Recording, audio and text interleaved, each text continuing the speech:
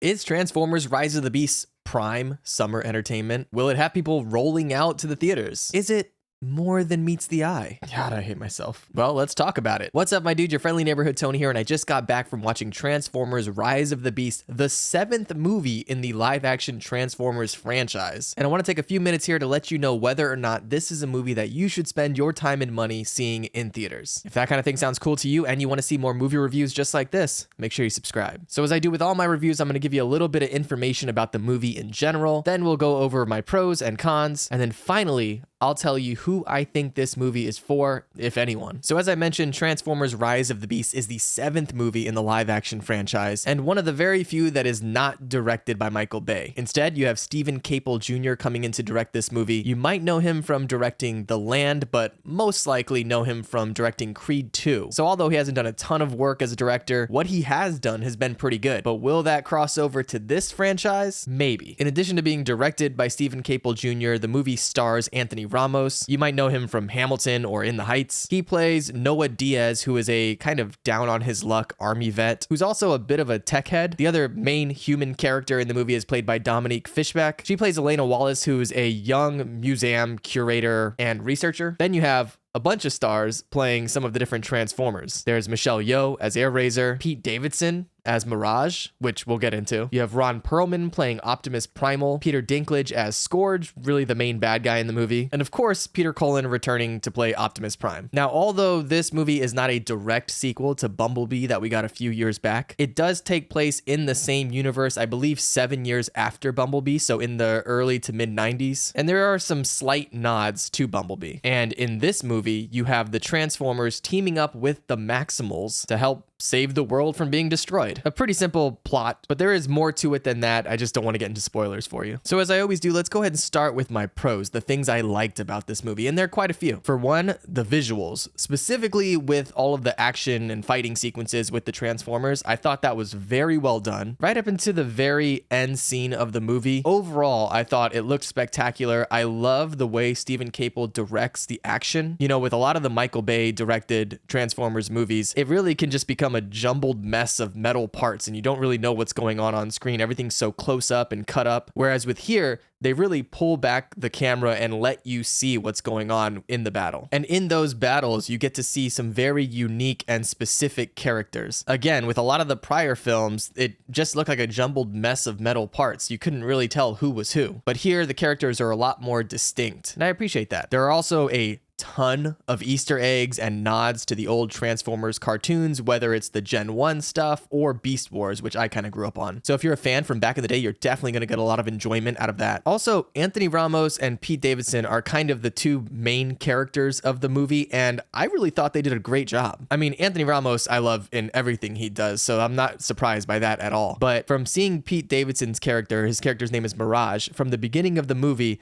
it almost felt like, oh no, are they going to do that thing that they did with Jazz back in the day where it's just like this smooth talking hip Transformer character that really just ends up being obnoxious? And I was worried they were going to go that route, and it started off almost a little that way, but by the time the movie really got up and going, you just like his character. He's a likable guy. Speaking of Mirage though, and Pete Davidson's character, there were definitely a few moments throughout the movie that were very funny, that genuinely had me busting out laughing in the theater. A lot of them by Mirage. He really is a lot of the comic relief throughout the movie. So shout out to the writers for coming up with some genuinely funny quips. Another thing I really enjoyed is that we get some genuine character development, specifically for Optimus Prime, which I feel like we haven't really seen in any of the movies previously. You know, we have this idea of Optimus as always being the guy who knows what he's doing and always does the right thing, but in this movie, you get to see him kind of develop into that. You get to see him kind of grow in his understanding and appreciation for humanity, which is really cool. Another thing that stood out was the music in this movie. Of course, it takes place in the 90s,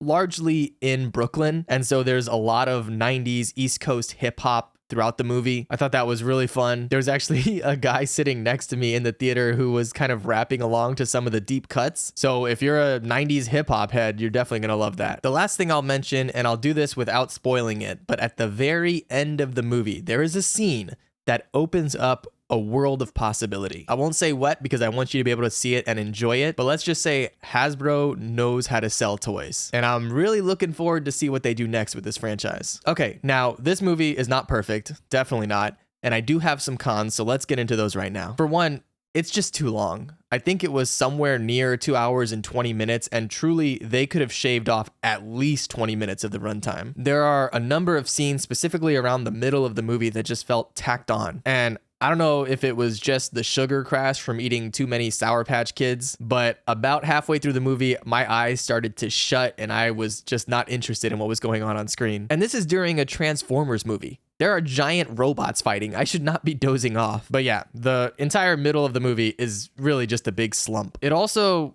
was just incredibly formulaic. I did a short little movie reaction right out of the theater, and in it, I kind of joked about this movie being written by an AI. But really, if you were to prompt something like ChatGPT to just write a generic action sci-fi script, I feel like it would have a lot of the things that this movie had. You know, you've got the bad guys that want to destroy the world, and the heroes have to find a MacGuffin to stop them. Then at the end, they're facing off against a giant swarm of generic enemies, and there's a beam in the sky. It's literally what we've seen a dozen times in movies from the early 2000s. Also, a problem that we run into a lot of times with these giant robot movies or these kaiju style movies is that the human stories are just not that interesting. You know, Anthony Ramos is great. I love his character in this movie, but at the end of the day, we're going here to see Transformers. And the more time that we spend not with them, the honestly less interested I become in the movie. You know, it's one thing to have a little bit of character motivation for the humans, but it's another to cut away completely and create these scenes that felt like we just didn't need them. Several times throughout the movie, they would do something where it's like, oh, we can't get into this place, so we need you to go as the only humans here. Or, oh, we can't fit into this small tunnel, so you, the human, has to go do it. And it just felt tacked on. Now, again, although I did really enjoy Anthony Ramos' character, I do feel like Elena as a character was just unnecessary. I mean, she was basically just there the entire time to spout exposition. So if at any point in the movie you're not sure what's going on, just give it a minute. She will tell you exactly what's happening every step of the way, incessantly. And look, this is not a slight at the actress. She's fantastic. It's the script. It's the way that they wrote her character and what they gave her to say. And I feel like really the script is the source of all of my issues with this movie. It's just lazy writing. And lastly, this movie is called Transformers: Rise of the Beasts. I grew up loving Beast Wars, and I was looking forward so much to seeing a ton of Beast Wars and Maximals action in this movie. And at the end of it all,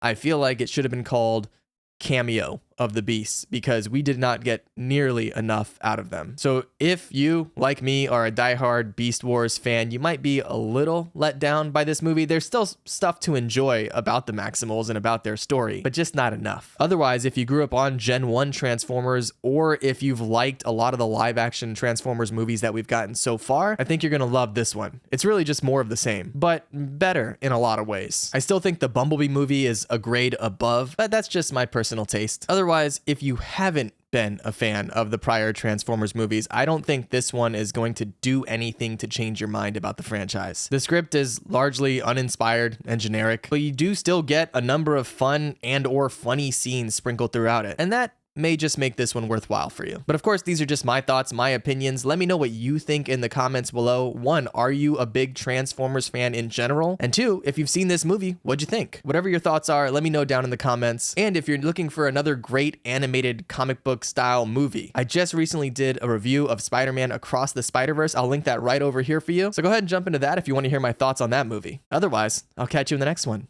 All right, be good.